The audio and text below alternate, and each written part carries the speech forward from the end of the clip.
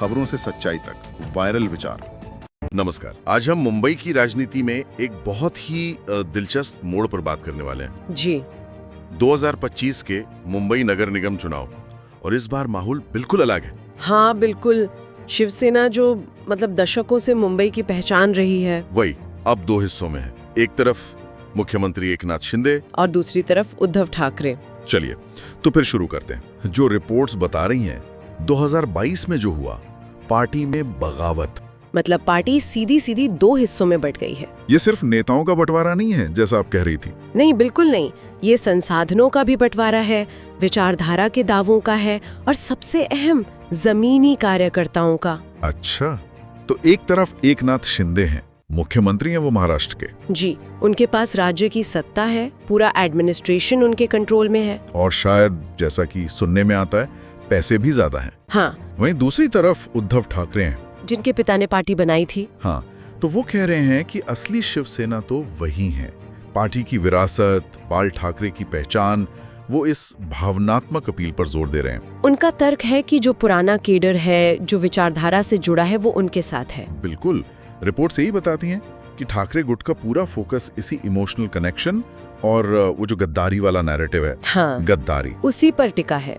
तो ये लड़ाई अब सिर्फ बीएमसी पर कब्जे की नहीं है, ये शिवसेना की विरासत पर दावे की लड़ाई बन गई है। सही। अच्छा, क्या स्ट्रैटेजी है इनकी? देखिए, शिंदे गुट का मैसेज बहुत क्लियर है, विकास, मॉडर्नाइजेशन, मुंबई को वर्ल्ड क्लास सिटी बनाने की बात। हाँ, एक नई पहचान देने की बात। वो लगातार यही कह रहे हैं। और ये सिर्फ बातें हैं या कुछ काम भी दिखा रहे हैं? नहीं, काम भी गिना रहे हैं। रिपोर्ट्स बताती हैं कि जो बड़े इंफ्रास्ट्रक्चर प्रोजेक्ट चल रहे हैं मुंबई में, जैसे कोस्टल रोड। हाँ, कोस्टल रोड है, नवी मुंबई एयरपोर्ट का काम है, या वो धारावी रीडेवलपमेंट प्लान। अच्छा, इन सब का वो जोर शोर से प्रचार कर रहे हैं। उनका नैरेटिव है कि देखो, हमने करके दिखाया है और आगे भी करेंगे। मतलब हम काम करने वाले लोग हैं। बिल्कुल, डूअर्स वाली इमेज बना रहे हैं कि जो काम सालों से अटके थे वो हम पूरा कर रहे हैं। ये तो उन वोटरों को शायद पसंद आ सकता है जो शहर की भीड़ भाड़, ट्रैफिक से परेशान है। हाँ बिल्कुल, जिन्हें बेहतर सुविधाएं चाहिए। तो ये तो हुई शिंदे गुट की बात, भविष्य का विजन, विकास का वादा। ठाकरे गुट का रास्ता क्या है? क्या वो इससे अलग है? बिल्कुल अलग। ठाकरे गुट वापस जड़ों की तरफ जा रहा है। जड़ों की तरफ मतलब पार्टी की जो पारंपरिक पहचान है, मराठी मानुस के हितों की बात, और हिंदुत्व। हाँ, वो आक्रामक हिंदुत्व वाली छवि, जिसका आरोप वो शिंदे गुट पर लगाते हैं कि कांग्रेस एनसीपी के साथ जाकर उसे कमजोर कर दिया। अच्छा, तो रिपोर्ट्स के मुताबिक उनकी रैलियों में, भाषणों में इमोशनल अपील ज्यादा है। पार्टी का इतिहास, बाल ठाकरे की बातें, और वो पीठ में छुरा घोंपने वाला आरोप शिंदे गुट पर। हाँ, वो तो है ही। उनका दावा यही है कि मुंबई का जो आम शिव सैनिक है, वो आज भी ठाकरे परिवार के साथ है। तो उनकी स्ट्रैटेजी है कि अपने कोर वोट बैंक को साथ रखा जाए। बिल्कुल, उसे बिखरने ना दिया जाए। तो ये तो एक क्लासिक टकराव हो गया, विकास बनाम पहचान, भविष्य बनाम विरासत।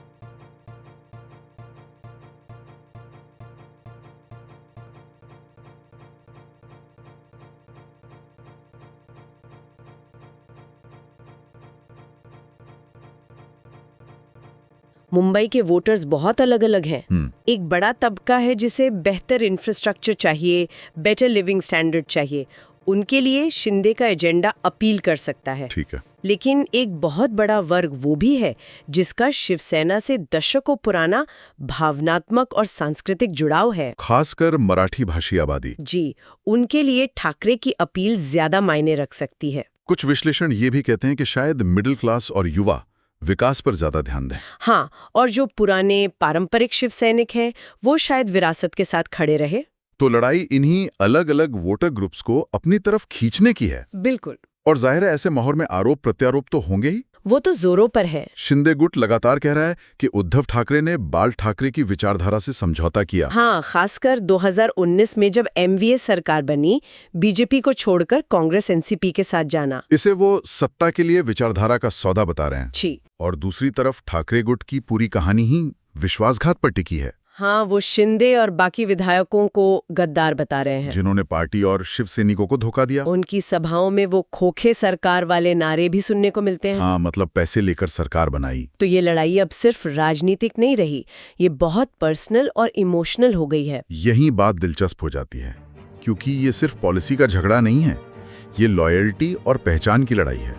बिल्कुल, और इसका असर सिर्फ इन दोनों गुटों तक नहीं रहेगा। अच्छा, हाँ, जो राजनीतिक विश्लेषक हैं वो एक बहुत जरूरी पॉइंट उठा रहे हैं। वो क्या? शिवसेना के पारंपरिक वोट बैंक का विभाजन। ओह, मतलब जो वोट दशकों से एक साथ था वो अब बट सकता है। हाँ, और अगर ऐसा होता है तो इसका सीधा फायदा किसे मिलेगा? ये बड़ा सवाल है।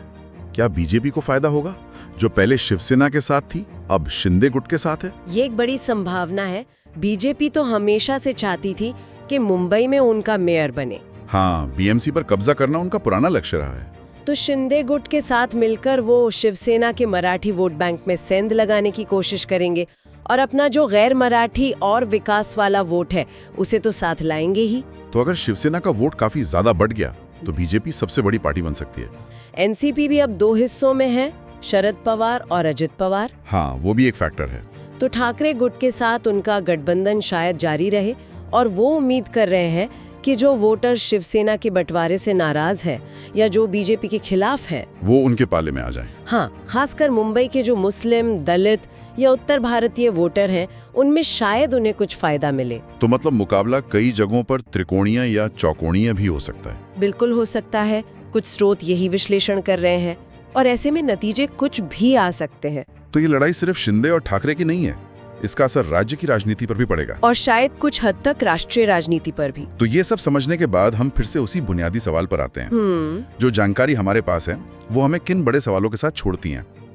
पहला तो यही कि क्या उद्धव ठाकरे अपनी पार्टी की विरासत, वो भावनात्मक अपील, असली शिवसेना का दावा, हाँ, क्या इसके दम पर वो ये लड़ाई जीत पाएंगे? क्या उनका पुराना वोटर उनके साथ खड़ा रहेगा इस मुश्किल वक्त में? ये एक बड़ा सवाल है। या फिर एकनाथ शिंदे, जिनके पास मुख्यमंत्री पद की ताकत है, पूरा सरकारी तंत्र और विकास का एजेंडा भी है जिसे वो जोर शोर से पेश कर रहे हैं, क्या वो मुंबई पर अपना नियंत्रण बना लेंगे?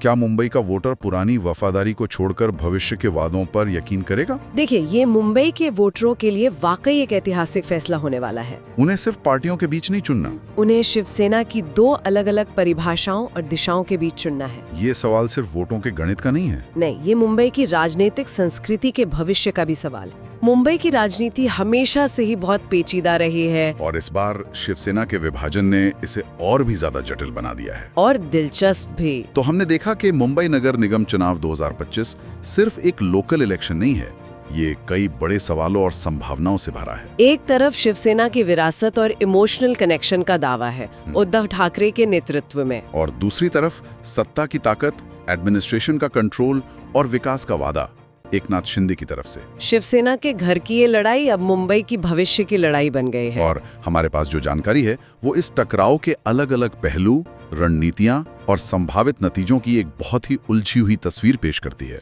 नतीजे चाहे जो भी निकलें, एक बात तो पक्की है। क्या? इस चुनाव के बाद मुंबई की राजनीति शायद वैसी नहीं रहेगी जैसी पहले थी। शिवसेना का जो दशकों पुराना दबदबा था वो या तो एक नए लीडर के साथ नए रूप में जारी रहेगा या फिर वो बटकर शहर में नई राजनीतिक ताकतों और समीकरणों के लिए जगह बनाएगा। ये चुनाव हमें सोचने पर मजबूर करता है कि आगे चलकर मुंबई जैसे शहर की राजनीति में पहचान, विरासत, विकास और लोगों की उम्मीदें, ये सब मुद्दे कैसे एक दूसरे से जुड़ेंगे या टकराएंगे? क्या कोई नया बैलेंस बनेगा या टकराव और बढ़ेगा? ये एक ऐसा सवाल है जिसका जवाब तो भविष्य में ही मिलेगा और इस पर लगातार नजर बनाए रखनी होगी। बिल्कुल। ताज़ा खबरें और अपडेट्स के लिए सब्सक्राइब करें